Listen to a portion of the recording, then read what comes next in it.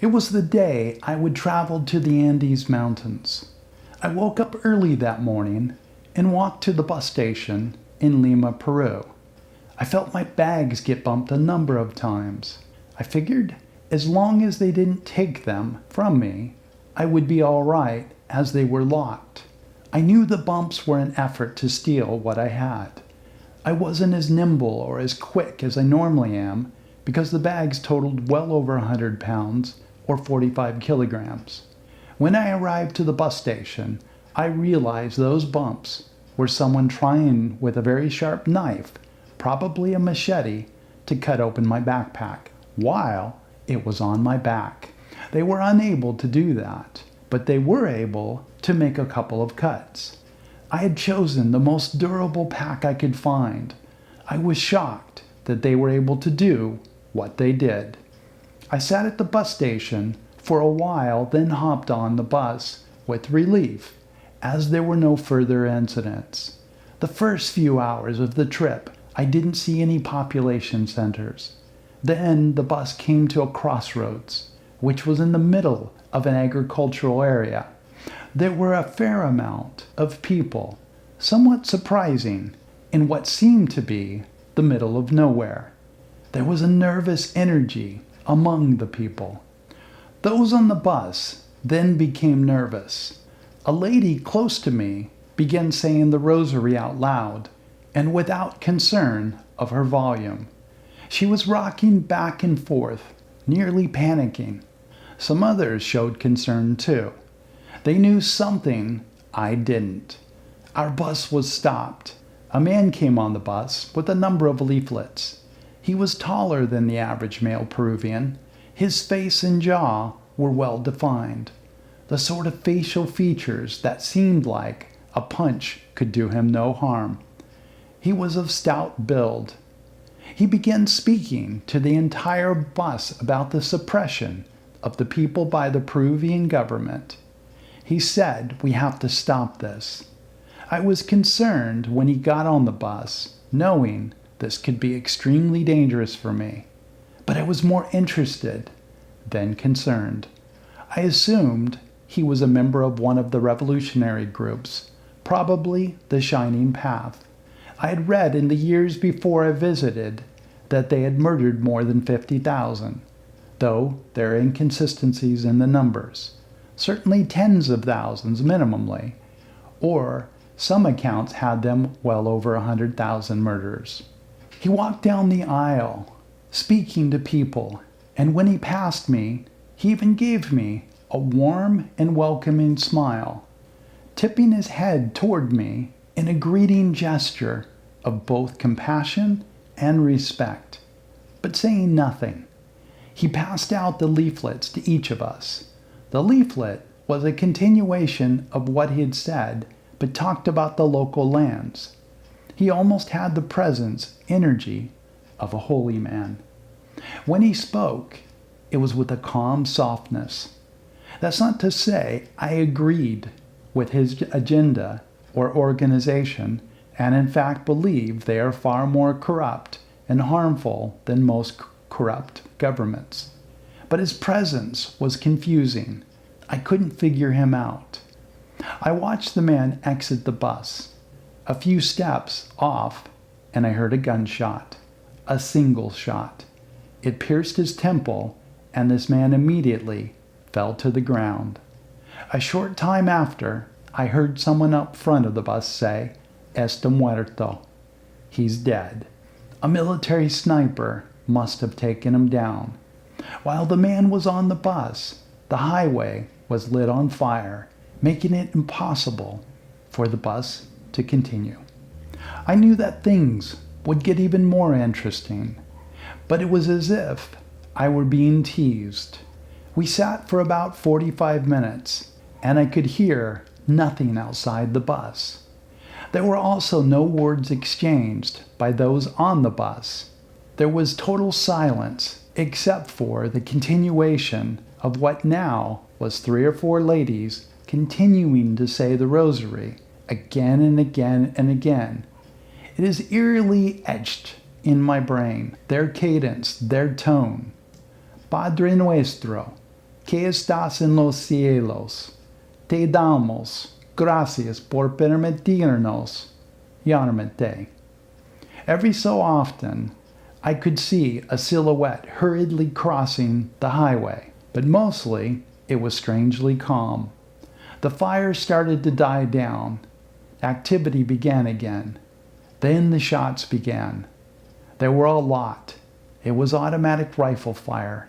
The military had moved in. I didn't see any shots coming from the locals, only from the military. My adrenaline started pumping. I felt like the character, James Boyle, who was played by the actor James Woods in the Oliver Stone film Salvador, about the Civil War in El Salvador, which I also traveled through. James was a photojournalist, and that's what I felt like I was doing. I was witnessing something extraordinary. I actually felt grateful because I was observing, and through observing, understanding. This personalized the plight of the indigenous and other locals. I once had taken photos of the Kurdish people after they had been chemically bombed by the soldiers of Iraqi President Saddam Hussein. I was at a place there as the only Westerner in the region, and it was learned of my photos. I was forced to sell them. The implications were strong. If I didn't sell, so I did.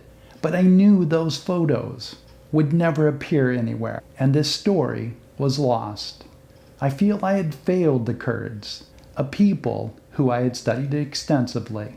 That day in Peru, I saw an opportunity for an amazing photo to tell the type of story I failed to tell of the Iraqi Kurds. I have sold some of my other photos from my travels, and taking them is not about the money, but capturing a story in a photo has always been a talent I admired. It was easy for me to see the story that the camera could create. I saw a story lying there in front of me that day in Peru, just as I had in the past. By that time, there were a number of bodies visible on the highway in front of our bus. I grabbed my camera and ran to the front of the bus and was thinking about stepping outside for even better shots. But a few people on the bus started yelling at me. One of them yelled, "You are going to get a shot when they start shooting at you." I wasn't concerned for my safety, but I didn't know if those on the bus would turn violent against me. And my biggest concern was that they would try to damage my camera. I didn't take the photos. I saw in total a few people shot and killed as they were running across the highway, and numerous others who had been injured and were painfully trying to move across the highway after being shot. The shooting went on for 2, maybe 3 hours. Then I saw the extreme of it.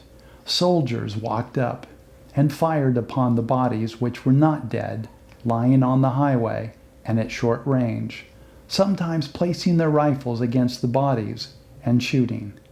I would watch as the blood splattered out in different directions.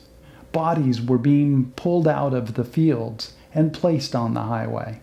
Military vehicles started moving in, so I couldn't see the total numbers of bodies, but it appears there were piles and piles of people. I could think a couple hundred, maybe as much as a few hundred, were dead. I believe this began as a demonstration. The massacre would never be reported. I looked and researched for it, but it never made it to the media. I wasn't a journalist, and because I didn't really understand what I was seeing, I could not report the story, or at least in journalistic form. The story died when I didn't take the photos. The photos would have told all that was needed. The smoke from the fire provided a perfect backdrop.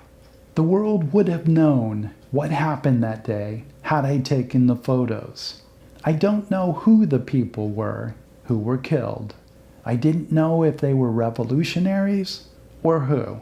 Maybe they were just peaceful protesters. That's what I think, but I'll never know. My upbringing and seeing violence, early travels of the same, and preparation for this prepared me for what I had witnessed. Once the bodies were cleared from the road, our bus began again and continued on its way to Huaraz, the city I was visiting in the Andes. From the spot of the massacre until Huaraz was uneventful, without further incident, but the beauty was spectacular. As we rounded every corner, the beauty intensified. It was my first viewing of the Andes Mountains. From the time I was in early elementary school, I had stared at globes and maps, wondering what places might look like. Again and again, one of these places my mind would come back to was the Andes. Here I was. Despite just witnessing a massacre, it was the beauty of the Andes that occupied my mind. It captured and captivated me. My mind had long imagined this moment, but failed to imagine how spectacular the beauty was. I was in love. I will continue on with a few episodes on my hike and climb into the Cordillera Blanca, part of the Andes. It would continue on as no hiking climbing trip I have taken. Please support the channel by subscribing and liking. Thank you so much for watching, and see you in the next video.